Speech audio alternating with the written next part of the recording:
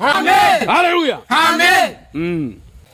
Tumepewa mamlaka kukanyaga nyoka na nge, na Yesu katukutanisha hapa ili tuweze kumsifu neno lake. Oh, haleluya. Amen. Nyinyi ni wana wa kondoo.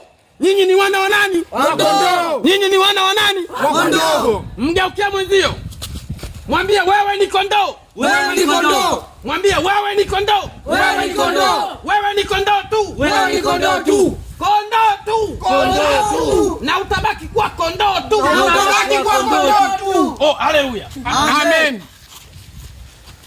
Sasa kwa kuwa tumehubiri muda mrefu, Yesu kaniotesha nami na kazi nyingi za kufanya.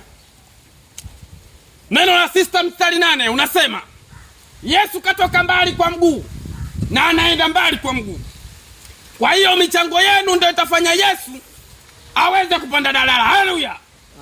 Toka bwana. Ndio nini sasa? Umeanza vizuri na kuja kuharibu vibaya wewe mwewe. Ndio nini sasa? Toka bwana hapo mwangalie. Umegutuka Mungu wa nyinyi. Yaani mngeingia choo cha kike. Yesu apande dada, nyinyi mmeona wapi Yesu anapanda dada? Mngetoa vile visadaka vyenu sasa. Yesu apande dada la huruma. Ingewalamba.